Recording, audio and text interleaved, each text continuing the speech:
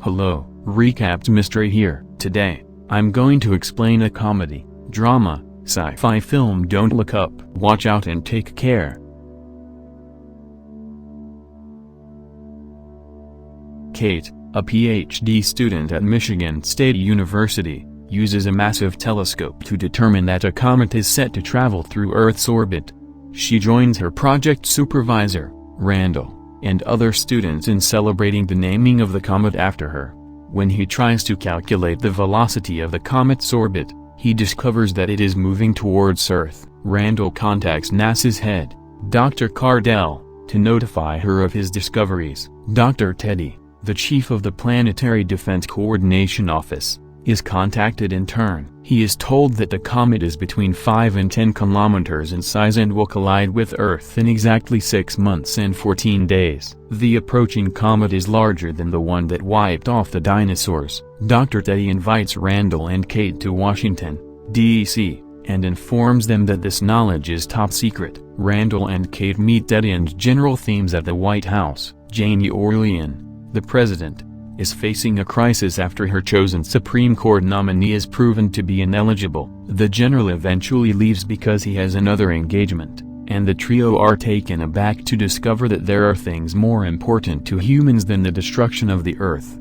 After 7 hours, Jason Orlean, the president's son and chief of staff, informs the remaining trio that they would not be able to see the president today. To find solace, Kate contacts her boyfriend, Philip, a journalist, and Randall contacts his family, specifically his wife June, in their respective hotel rooms. They're all obsessed with topics that don't seem to matter right now. They ultimately meet the president the next day. Randall informs her about the comet and its consequences. The trio has a dispute with the president, who doesn't take them seriously because there is an end-of-the-world danger every month and a comet would hinder her prospects of winning the midterm elections.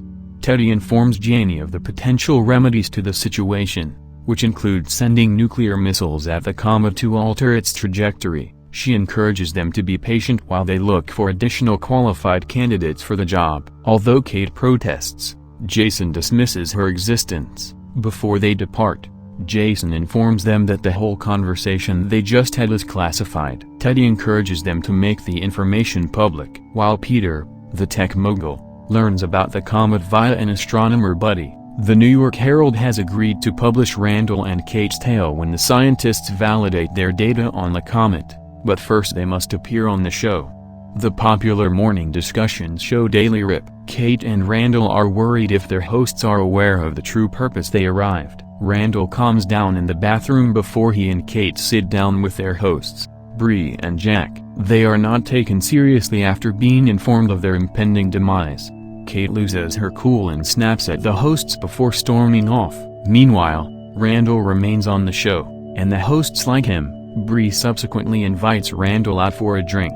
When they tell the New York Herald staff about their engagement after the TV appearance, they learn that Kate received outrage online and became a meme as a result of her outburst. Randall, on the other hand, was favorably received by those who liked his physical appearance. Meanwhile, Dr. Cardell has disproved the duo. Randall accuses Dr. Cardell of being corrupt, while Kate points out that Dr. Cardell is not even an astronomer. The New York Herald reconsiders releasing the report. Kate discovers, while still in the conference room with Randall, that Philip broke up with her over a blog headline he made. Meanwhile, the president was embroiled in a little issue after images of her private parts were leaked online to her lover and Supreme Court nominee. At home, Randall debates online trolls who do not believe in the comet on Twitter. His wife alerts him of visitors, and he walks downstairs to confront the FBI, while Kate gets arrested while jogging. Teddy is also picked up as he walks out of a roadside business. The trio is offered a presidential apology in the Oval Office,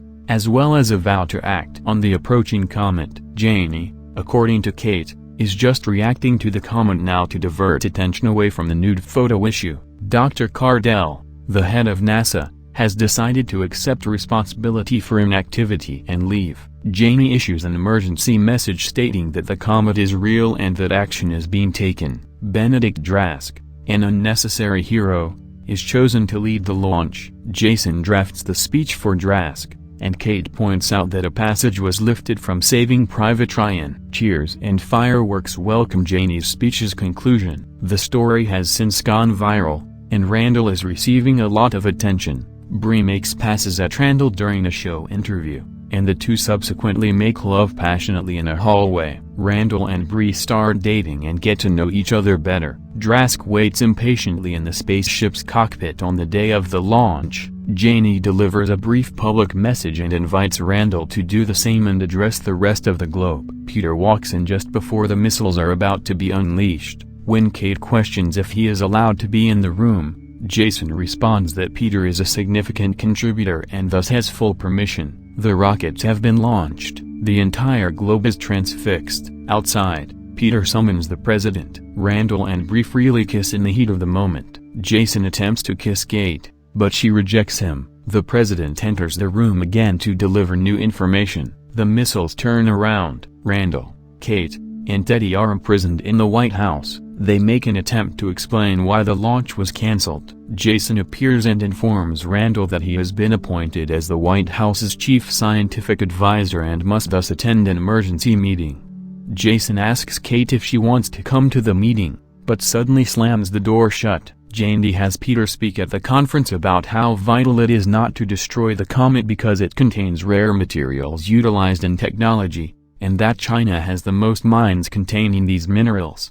Randall attempts to object, but is dismissed. Randall enters the room and leads them to a bar. He reveals Peter's plans for the comet, to launch bash drones at it and break it into bits. The smaller asteroids then fall into the Pacific Ocean and are collected by the U.S. Navy. After the comet is collected, Peter makes misleading assertions about what would happen next, such as the end of poverty. Teddy inquires of Randall whether the drone technology has been peer-reviewed. Because the theory has been modeled, Randall is already convinced. Randall is convinced of Peter's idea, but Kate and Teddy are not. Following Kate's tantrum, the trio attracts the attention of other patrons in the bar who want to know what's going on. Janie's ideas are announced to the audience by Kate. A riot breaks out, and Kate is taken off the grid on White House instructions. Kate is read fake accusations and offered a bargain to dismiss them if she agrees to avoid public appearances and refrain from making statements regarding the comet. She has no choice but to accept the offer. She returns home, but her parents refuse to admit her. They are interested in the jobs that the comet would bring, but they do not want politics in their home. Randall, on the other hand, makes advertisements for Bash Cellular defending the comet scheme. When Randall returns to his flat in D.C. with Bree one evening, he is greeted by his wife June. Instead of apologizing, he attempts to talk his way out of it, but June has her doubts and decides to permanently leave Randall. Kate accepts a position at a liquor store. Three young men enter the store to purchase beverages. Yule, one of the boys, recognizes her right away as the girl from TV. They are overjoyed to see her, but she is unimpressed. When she inquires as to what they are purchasing, they show her the liquor concealed in their jackets and explain that they would not pay.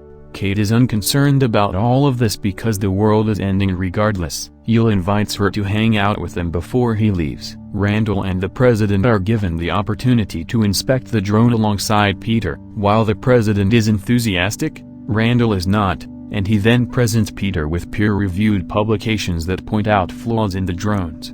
Peter is upset and informs Randall about the information acquired on him online since 1994. He informs Randall that he has used his algorithm to predict Randall's death with 96.8% accuracy. The president chastises Randall for criticizing Peter. Kate socializes with Yule and his pals. She hooks up with him after saying that they are all going to die regardless. There are 25 days till the comet arrives. Randall makes an appearance on the Daily Rip alongside Bree and Jack. He's had enough and lashes out at them for attempting to downplay the significance of the comet. After the interview, the FBI blindfolds Randall and places him in the backseat of a car, offering him the same deal as Kate. Bree calls it quits on him. Kate and Yule exchange stares. Yule said he does not accept the comet's prediction. While he and Kate are kissing, Kate notices a comet in the night sky. Randall, who is driving at the moment, notices the comet as well. He gets out of his automobile and directs everyone's attention to the comet. Randall phones Kate and decides to meet her there. People are finally catching on. With the hashtag #JustLookUp,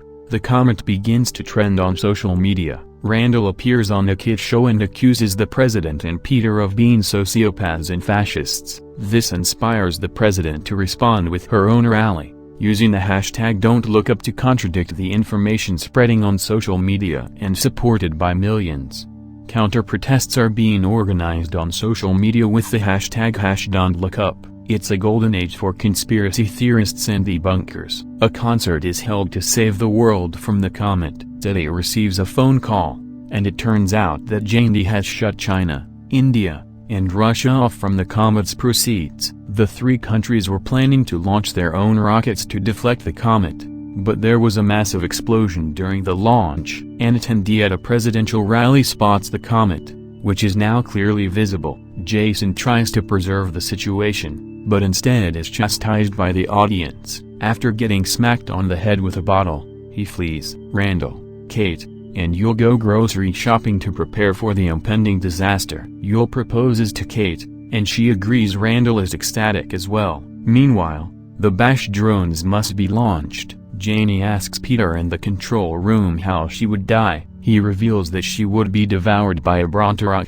but they have no idea what it is. Randall, Kate, and Yul go grocery shopping at a deserted store. The countdown has begun. People all throughout the world are observing, praying, and rioting. Randall, Kate, and Yul visit Randall's residence. June greets them at the front door. The rockets take off. 2 drones fail to launch, but Peter tells them that it is all within the realm of possibility. June opens the door for Randall. After June admits to cheating on Randall while they were in college, they reconcile and hug. Teddy arrives with 2 bottles of wine as they all prepare for supper. The beads approach the comets and hook onto them as anticipated, but they fail to explode at the same time, and the comet remains intact. Janie follows Peter to the loo as he takes a break. The president phones Randall and offers him and his wife a berth on a ship that is leaving Earth in search of an Earth-like planet. He declines the offer, and it seems to her that she had forgotten about her son in the launch room. Outside, the world is in chaos. Finally, the comet makes an appearance. The dinner table shakes, and the house burns down, with Peter's prediction of Randall's death on fire. Earth's debris is launched into space. Jason survives the impact and takes a selfie, convinced that he is the last man on the planet. After 22,740 years, the projected spaceship locates and releases its pods on a planet similar to Earth. The inhabitants emerge from their cryo chambers into the surrounding environment. Jandy goes to investigate the weird creature and is killed by it. Please subscribe to assist the channel, turn on notification and leave a like. Thank you for taking the time to watch. See you again soon.